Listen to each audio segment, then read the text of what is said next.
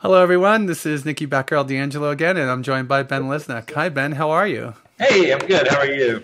Good. Sounds like we're all starting to feel better after getting hit with some kind of virus, huh? Yeah, it ravaged CIG Santa Monica for sure. Just Yeah. just in time for your visit. So, which one of your crew was at the Stanton system over at the Arcom station? What's going on there? Did we all get lynch fever? I'm pretty sure that is what inspired that bit of fiction. I'm sure. I know this one's been tough to get over. And when I was talking to Sandy and Chris yesterday, she was still coughing, and I think she was the typhoid Mary that gave it to us all, right? Yeah, I definitely got it from her, but I know it's been going around upstairs for a while. So All right. So we'll get into some questions because I like to keep these short. And I think this week I'm going to try to fill the hole left by the no audio in Chris and Sandy's interview. That was just bad.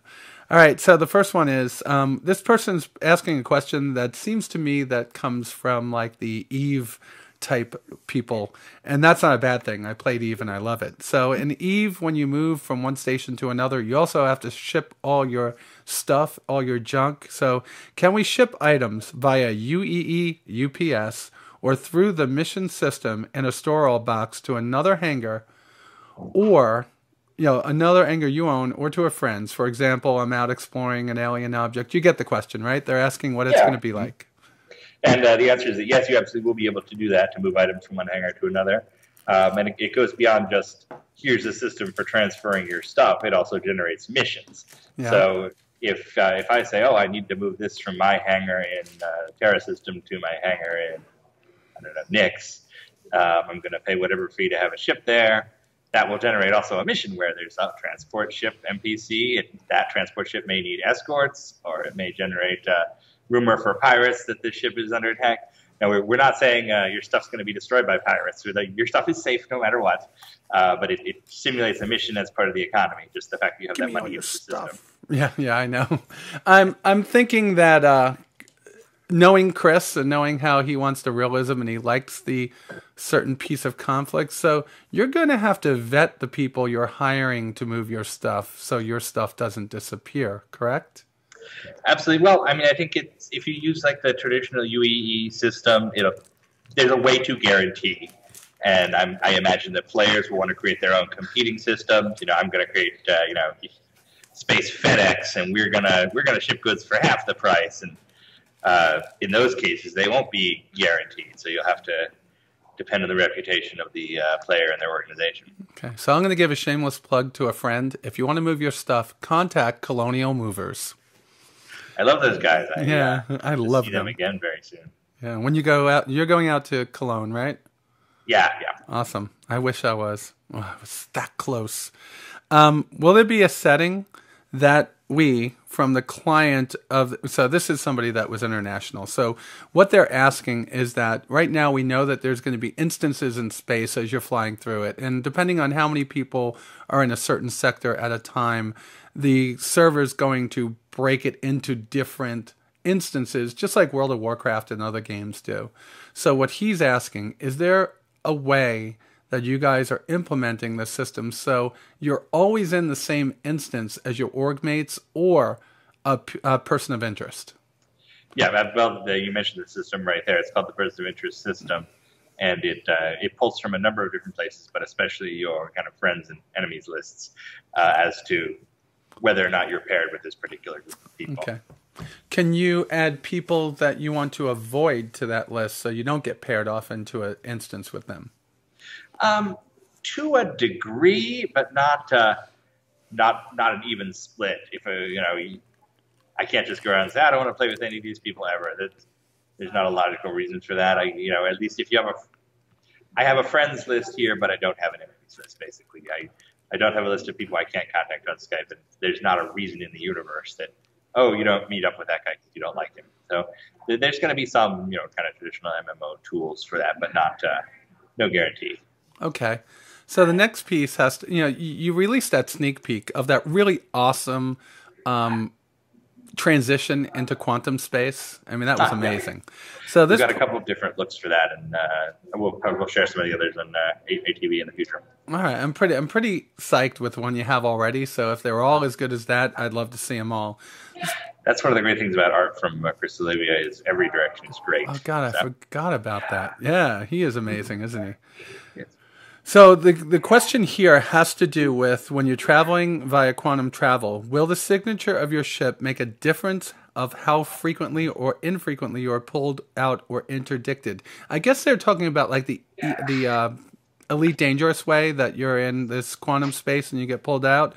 Would traveling through quantum travel via Hornet Ghost give a player more of a chance to get to their destination without being pulled out, as opposed to flying like a Super Hornet that might not have as small of a signature?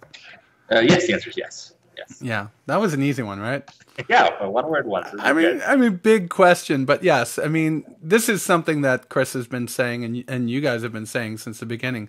There is going to be a different signature for each ship, and in certain cases, like the Super Hornet like the Hornet Ghost, that's the one that you want to travel and not be pulled out of space. So that was a good question.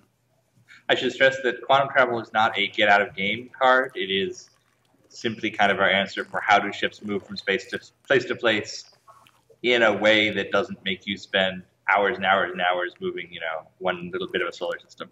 So it's totally gamified, not a skip everything autopilot button. Okay. So the next one has to do with hangar fees, but it also includes in it those questions about how they're going to be determined, how often you're going to be paying them, and what you're going to be paying them on, numbers of ships in the hangar or not. And this person says that original and veteran backers don't have hangar fees. Is that correct? That's right. Some of the early packages we said no hangar fees. Beyond that, I would not seriously worry about hangar fees. I'm sure I've mentioned this before, but anybody who played the original Privateer, there was a hangar fee in that game, and no one out there can tell me what it was because it was so insignificant. When you landed, it would take 50 credits out of your account for your ship refurbishing and so on. It's a slight sink to balance the economy. It has its basis in realism. I don't go to the garage and have my car repaired for free. Right. But again, it's like the LTI. It's small credit sinks to build a real economy, not tricks to screw players, essentially. Right, and I think what people need to understand is that in this multiplayer, this MMO world that we're creating, if all you did was give ways for money to get into the system without creating ways to pull money out of the system and keep that balanced, there would be runaway inflation. You'd be paying billions of dollars for things, or billions of credits. Yeah, and the frustrating thing about this is so many companies, either they don't even say it or they use this as an excuse to say, okay, we're going to be freemium and we're constantly taking your money from you. We're not doing that, but we are trying to build a working economy, so there's some similarities. I think they're doing a great job at it, too. You have the right team on it, so that's Absolutely. Good. And I can't wait until you release that board game that they had in that. I think that was Wingman's Hangar back then. Yeah, I think they may still be playing some variant of that in Austin. That is awesome. All right, so last question from my subscribers and my viewers. It has to do with agent smithing. I guess this is a verb now that people are picking up for how we jump in and out of our NPCs. Now, I understand this to be differently. When I'm flying with my NPCs, I have enacted a mission with me in that ship in control, and my NPCs, my other character slots are NPCs. I won't be able to move from one to the other. They're asking, can you do this? And if I send, the second piece of it is, if I send this NPC, my other character slot on a mission, so they're thinking like the Star Wars Old Republic, missions that you send them on, can I Agent Smith into them during that mission? The short, easy answer is that we don't know yet. A lot of this is to be determined. Personally, I think that you're probably not going to have that ability to simply, I'm this guy. Wait, I'm this guy. I'm this guy. I'm this guy. You'll probably be more like switch them when you're in the hangar together, switch them at a base, some logical stopping point. Because and then if you don't do that, then you have kind of power users who are kind of skipping the fun of the game because they figured out the way that if they put 3 guys in turrets and they switch between them, that's the most effective way to win. So we want to avoid that because that's not realism if you can magically become a different person at any time. Right. But it's also a game balance thing, so we'll have more of an answer for that one down the road. Okay. And I guess when you get questions like this, it helps you lead where the development of the game is going. So that way you could better look into the way that might be. I think it would be overpowered if you can do that. If you could just move from one player to one ship to another. I like the selecting the right crew, going on the mission, and if I fail, hey, I fail. I do too, and not even overpowered, but just kind of dumb. Yeah. That's not a fun game. I want to go be Luke Skywalker. I don't want to be Luke Skywalker and Red Squadron and change to the best ship at any moment. I mean, I can't picture a single space game where I would be having more fun if I were multiple people. Right.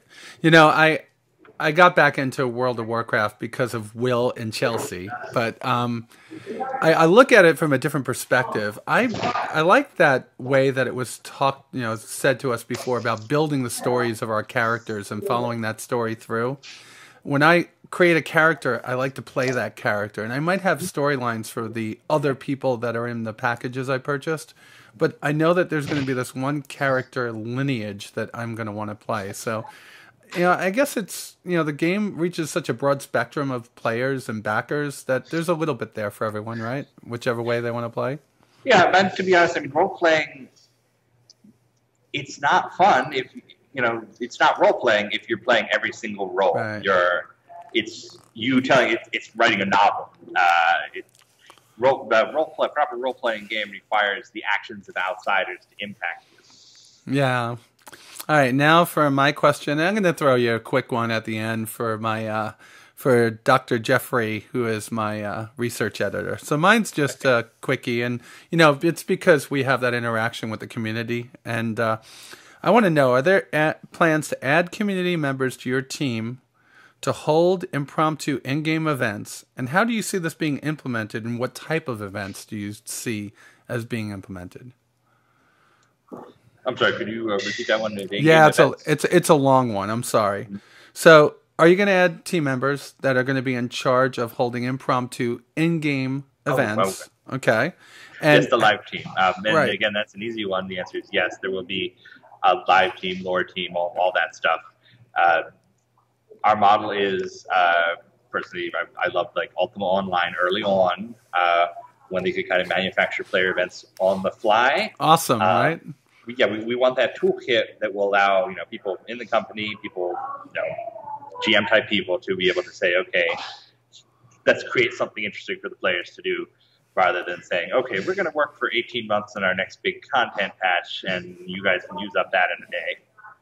So it's about figuring out ways to let the universe continue on going without the patch. Okay, I think that is going to set the game apart, because a lot of the games that are freemium don't do things like that. And if we can get that rolling, that would be awesome. And maybe that's another thing that becoming a subscriber could support that team, Mm-hmm.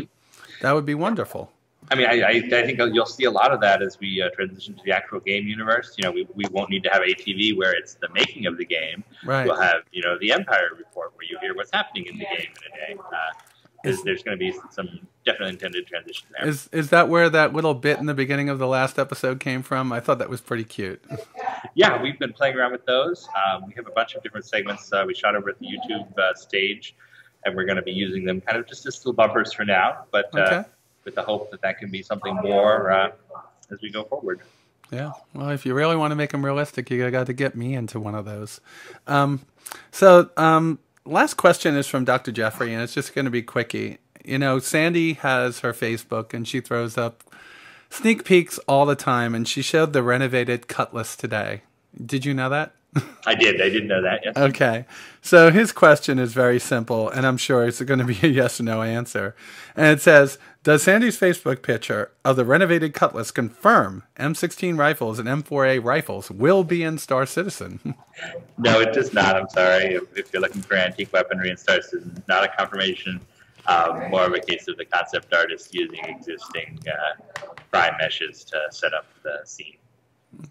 Yeah. I thought it was pretty cool. By the way, I'll mention that what you're seeing in that picture is the modular interior. So the idea is that all those racks can be swapped out with, a med station or what else do you want to go? The restraints. What else do you want in the Cutlass? Scanning booth. So the idea is you can swap them out. Is that the original Wing Commander movie behind you on there in those tin cans? Yes, it is. That is footage from the original Wing Commander movie. Holy cow! And I was there, and I didn't get that close to it. That is amazing. All right. So, Ben, thank you very much for spending the time with me. I really appreciate it. And for those of you watching this episode, get your questions into me by Monday so I can get them, go through them, and send them off to Ben. He's been very, very, overly nice doing this each week. And it's one of those resources that we get from Cloud Imperium Games that you just don't get from the other game companies that are out there. So thank you, Ben. Thank you for having me. I love any opportunity to interact with the community, really. Oh, thank you. And it's just, I find that these episodes, they don't get the footprint or the views that they should. So for those of you that do like watching it, make sure you share it, click the thumbs up button. And with that said, you all be safe out there, and I'll talk to you soon.